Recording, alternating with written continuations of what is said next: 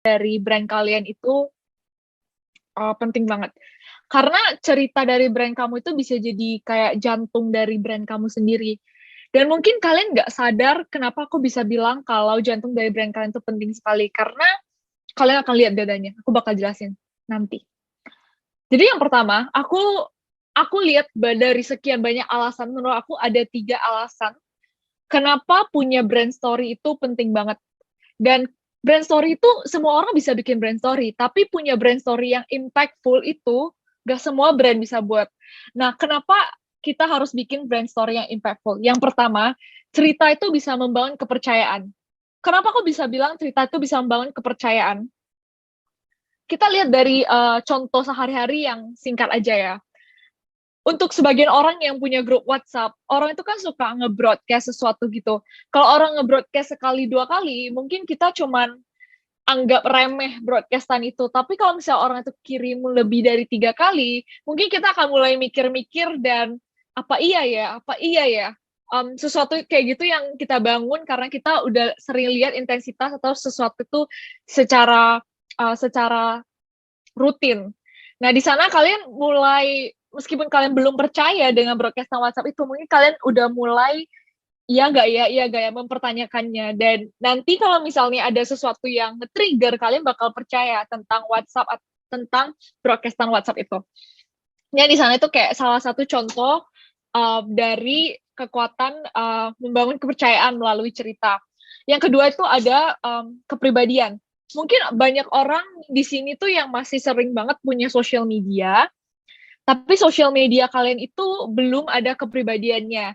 Misalnya brand kalian itu semua masih kayak ngepost foto-foto, cuman foto-foto produk kalian atau foto-foto basic doang, tapi di sana nggak ada kepribadiannya, kayak nggak ada, kalian nggak fokusin tone dari brand kalian atau keasikan dari brand kalian, itu masih belum ada. Nah, kalau misalnya belum ada, itu biasanya nggak ada emotional connection. Jadi kita sama consumer kita itu ya belum ada bangun koneksi secara emosional. Nah, kalau kalian perhatiin brand-brand kayak Sajodo snack. Kalau kalian tahu itu terkenal banget di TikTok. Ada satu brand, jadi mereka tuh awalnya jual keripik kaca. Jadi mereka selalu nge-share journey bisnis mereka. Dan di sana itu kita akan punya koneksi gitu dengan brandnya, kayak secara emosional. Kita akan merasa, oh brand ini dari awal bangun tuh keren banget ya. Jadi kita tuh penasaran, kita mau coba. Dan dari sana kita sebenarnya sadar kalau misalnya, oh kita pengen coba karena ceritanya tuh menarik. Karena mereka sering muncul, terus kita dengernya rutin, dan orang beli-beli, terus kasih testimonial, kita jadi makin yakin. Dan yang ketiga tuh sebenarnya kesempatan kita untuk bisa connect sama consumer kita. Kayak kalau customer kita udah belanja, kalau udah denger cerita kita, terus belanja dari kita, mungkin mereka juga kayak bisa connect sama kita. Jadi ini kalau misalnya kita lihat dari sebuah cerita tuh, misalnya kamu lihat tempat yang bikin sulam alis atau eyelash extension nih, terus kayak banyak orang yang kayak, kan banyak tuh, itu kayak eyelash extension tuh adalah market yang sangat luas ya, tapi kalau misalnya ada brand yang lebih mencolok dari yang lainnya, orang jadi pengen visit ke sana. Dan kalau kita punya koneksi emosional dengan consumer kita, kayak misalnya cerita tentang gimana sih pas mereka bulu mata, ada cerita lucu apa, kita jadi connect. Dan kalau kita kasih testimonial ke brand itu, biasanya consumer kita kasih testimonial ke brand itu, biasa tone-nya tuh bakalan asik banget kalau kalian perhatiin. Nah, itu sedikit 3 alasan kenapa menurut aku punya brand story yang impactful itu penting banget. Nah, brand story yang bagus itu ada elemennya. Nah, brand story yang baik itu harus menarik untuk didengar, singkat untuk diceritakan, dan membangkitkan emosi pendengar. Jadi kenapa singkat itu menurut aku penting? Kenapa singkat itu penting? Karena kalau kita udah bikin cerita untuk brand kita, kita berharap orang lain itu bisa jadi marketing berjalan kita. Jadi kalau misalnya cerita kita itu cukup singkat dan menarik untuk diceritakan ulang kepada orang lain, itu bakalan sangat membantu brand story kita tuh lebih didengar. Jadi ini biasanya untuk orang yang misalnya ngeciptain suatu produk specifically untuk menyelesaikan sebuah masalah. Nah, mungkin kalau misalnya kamu ceritain ke satu orang doang, itu kayak kalian lihat, kalau aku cuma bikin cerita terus cerita ke satu orang, ya gitu aja. Tapi sebenarnya kalau kita punya sebuah visi dari brand kita, terus itu kita bikin jadi sebuah cerita, dan kita ceritain ke satu orang, kita nggak akan pernah tahu kalau suatu hari seseorang tanya sama orang ini, dan orang ini tuh kayak ceritain cerita yang udah mereka ceritain, dan orang itu tertarik. Dan itu di sana itu bakal ada linkage yang kita bangun. Nah, brand story itu bisa bermanfaat dari aspek itu juga.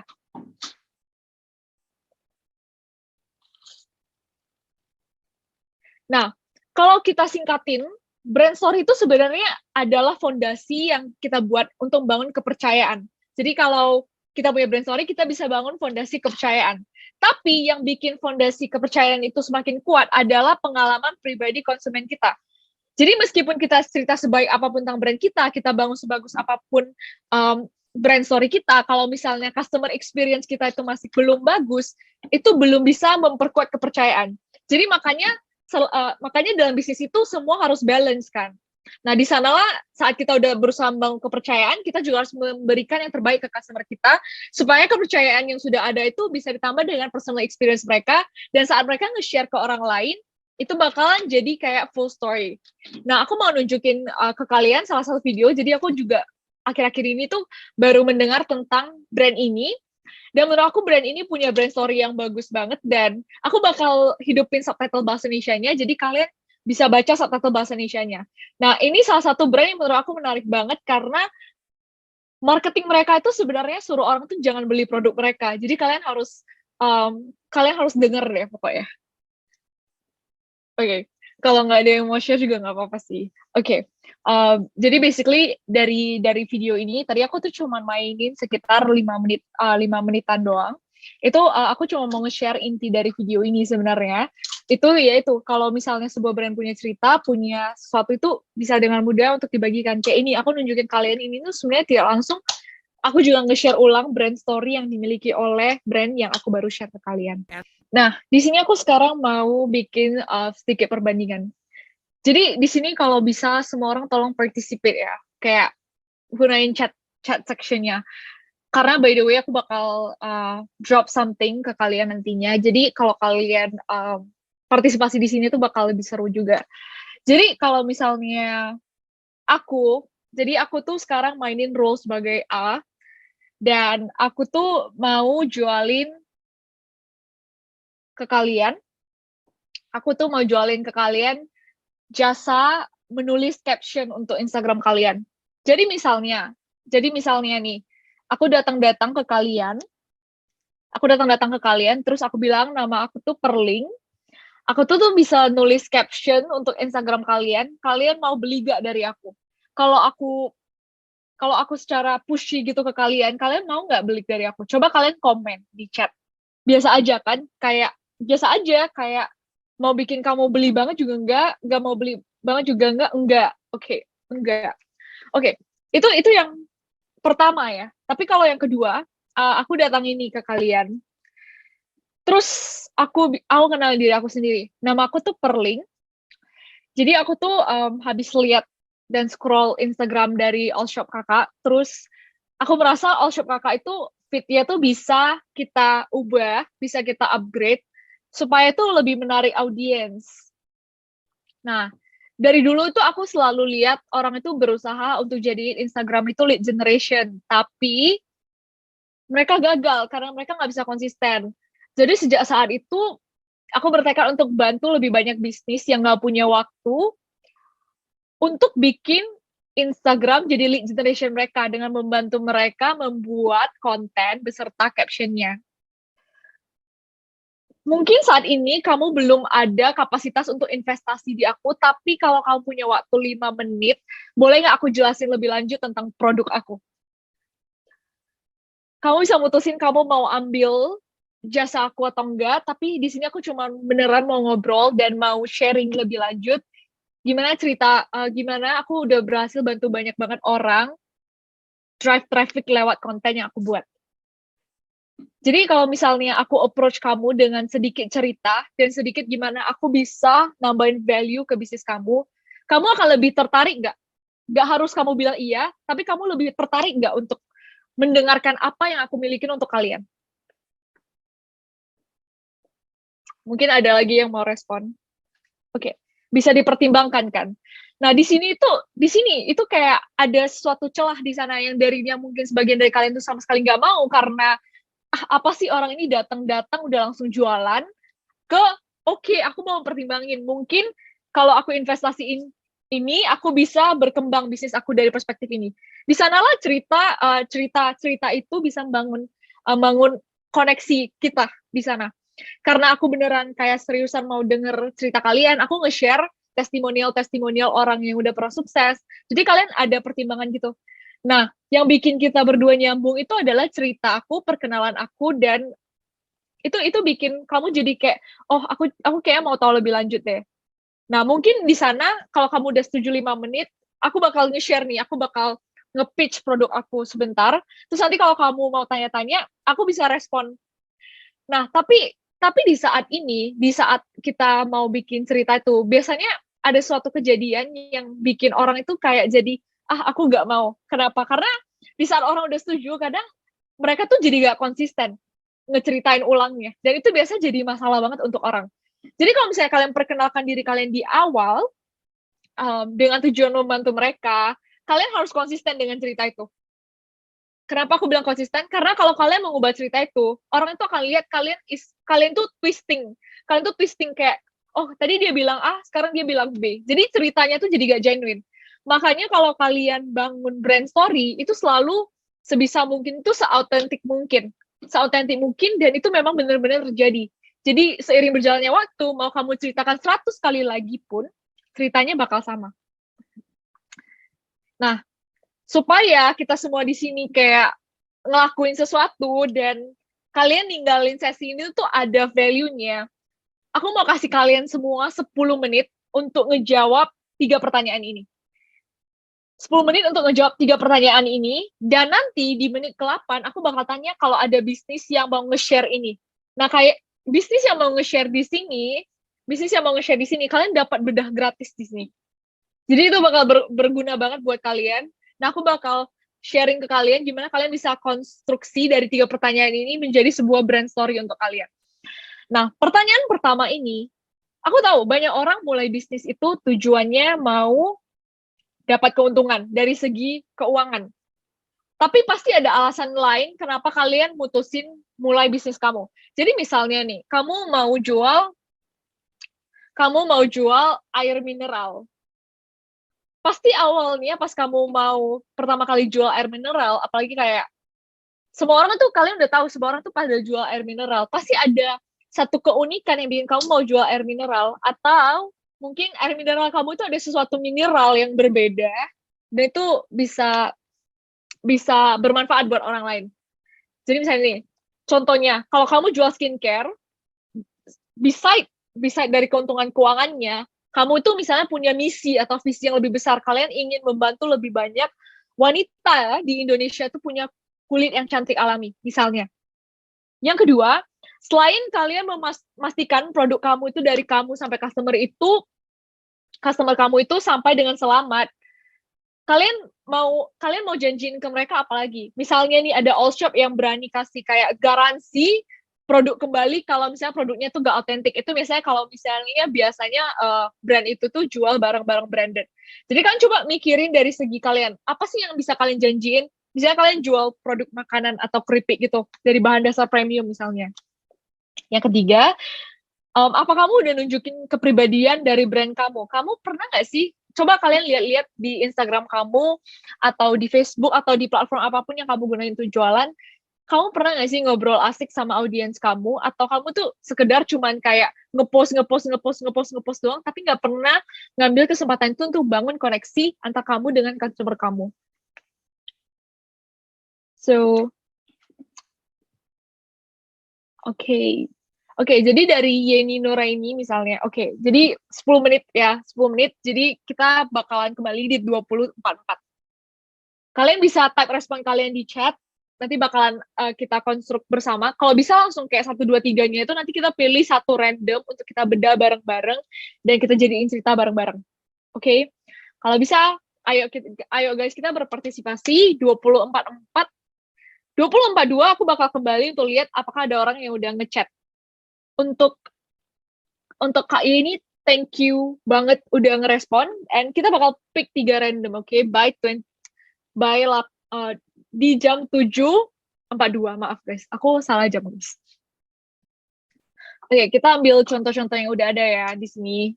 Misalnya tadi aku nge-scroll ke atas sedikit, itu aku ngebaca tentang dekoracik ya.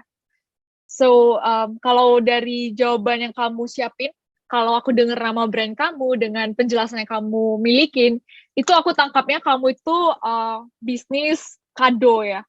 Bener nggak sih? Kayak Siti Rohima, bisnis kamu itu bisnis nyiapin kado. Iya, bener Kak. Oke, aku bisa kepikiran ya, sebentar ya. Aku bakalan buat ini di sebuah documents dan kita konstruk brand story bareng-bareng. Nah, di sini aku bakal konstruk depan kalian. Kenapa? Karena supaya kalian juga kayak bisa langsung tahu juga cara untuk mengkonstruk cerita. Aku bakalan, oke. Jadi, dekorasi. Ini bisnis bikin kado ya, misalnya. Bisnis bikin kado. Ya. Jadi, kalau kalian sadar, 3 pertanyaan yang aku kasih itu berbasis, aku bentuk pertanyaannya tuh berdasarkan 3 hal. Pertanyaan pertama, itu tuh berkaitan dengan purpose, tujuan dari bisnis kalian. Yang kedua, itu berdasarkan dengan janji kalian atau komitmen kalian ke consumer kalian. Makanya pertanyaan kedua itu tadi, apa sih yang bisa kalian janjiin ke customer kalian selain produknya itu sampai ke mereka. Dan pertanyaan ketiga, itu adalah personality. Nah, 3 hal ini tuh penting banget dalam pembentukan brand story. Pertama, kita harus tahu tujuan kita bangun brand kita tuh kenapa. Jadi kalau misalnya aku mau ngebentuk ini jadi sebuah cerita, dan ini cerita yang dasar ya, belum kita bikin sampai ke advance banget, tapi ini tuh kayak kira-kira gimana kalau kalian mau bentuk 3 pertanyaan ini tuh jadi sebuah cerita. Kita tinggal tulis dekorasi. Dekorasi itu kenapa kenapa Siti ini pertama kali ngebangun dekorasi? Karena dia pengen ngebantu orang-orang untuk nyiapin hadiah ke tersayang. Nah, kalau kita mau bikin ini jadi sebuah hook, kita bisa bikin. Banyak orang tanya ke aku, kenapa awalnya aku mau bikin bisnis bikin kado untuk orang. Jadi akhirnya setelah aku pikir-pikir, aku mutusin untuk bangun dekorasi karena aku pengen bantu orang-orang yang pengen kasih hadiah ke orang terdekatnya, tapi nggak ada waktu dan tenaga untuk mempersiapkannya untuk mereka. Itu line pertama yang bisa kamu bikin. Jadi kamu bisa set pertanyaan di sini. Kenapa? Akhirnya mutusin untuk bangun dekorasi.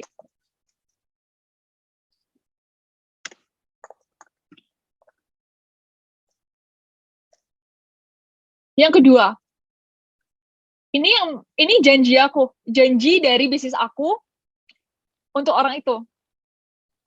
Nah, karena bisnis ini udah banyak yang bikin,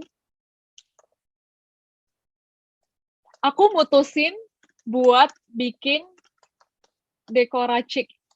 Oke, sorry. Dekorasi itu punya kado yang eksklusif, memorable, handmade, karena bisa custom. Jadi, mereka yang nerima hadiahnya bisa merasa spesial.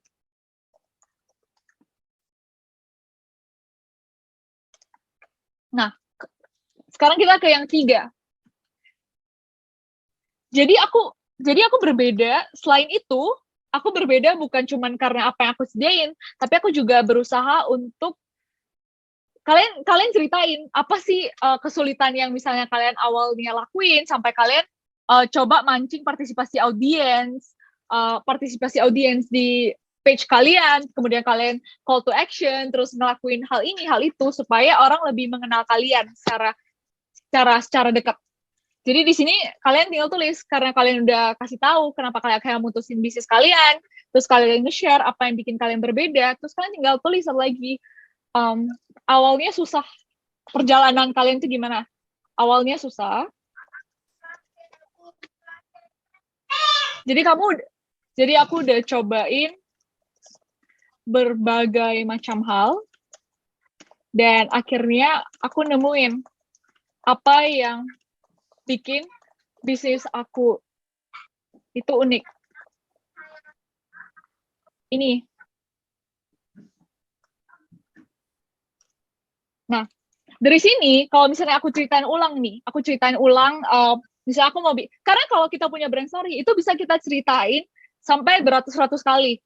Asalkan kita menggunakan kalimat yang sama. Kalian perhatiin ada satu brand kalau pernah lewat di FYP kalian itu, jadi brand ini tuh punya jasa fotografer. Jadi mereka tuh selalu nyebutin harga Rp15.000 itu. Kalau kalian perhatiin. Jadi konsistensi dari brand story yang kayak aku bilang itu penting banget.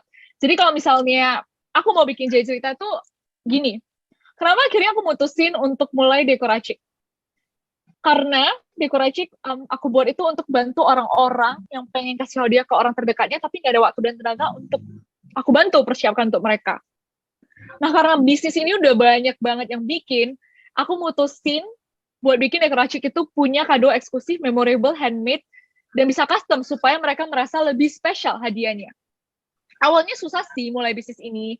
Jadi aku mencoba berbagai macam hal dan aku akhirnya nemuin kalau mancing partisipasi audiens melalui call to action, polling di story, itu benar-benar powerful banget untuk bisnis aku. Nah, akhirnya karena berkat dukungan kalian atau apapun itu, kalian bisa nge-share lebih lanjut dan kalian bisa close it with something more powerful. Kayak misalnya kalau kalian juga pengen tahu lebih lanjut, kalian bisa banget ngelakuin ini. Misalnya kalian mau engage lebih lanjut.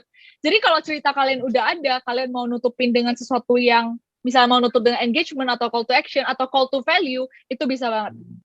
So di sini kita udah ngebangun, ini masih draft ya, kita bisa perfect it, tapi sekiranya kalau kalian udah bisa nulis 3 pertanyaan ini, kalian bisa gabungin. Kalian cuma bisa perlu tambah satu pertanyaan untuk bikin 3 poin ini, purpose, promise, personality brand kalian itu nyambung satu sama yang lain. Oke, so far ada pertanyaan? Atau mungkin, kita bisa ambil. Oke, halo Kak. Ini udah mau masuk ke sesi pertanyaan kah? Oke, belum. Sebenarnya kalau misalnya sampai sini itu masih kayak ada pertanyaan tentang poin-poin ini, mungkin bisa jelaskan. Oke. Kalau nggak ada, kalian bisa tanya pas Q&A nanti, oke? Jadi aku bakal jelasin next part-nya. Sebenarnya next part-nya tuh nggak banyak lagi, tapi ada satu buku yang bagus menurut aku kalau kalian mau belajar lebih lanjut tentang brand story. Tapi di sini aku nge-grab konsep sesimpel mungkin supaya setelah sesi ini, setelah kalian bisa ngejawab 3 pertanyaan ini, kalian bisa keluar dari sesi ini tuh punya konsep dasar yang bisa kalian bangun jadi brand story setelah sesi ini.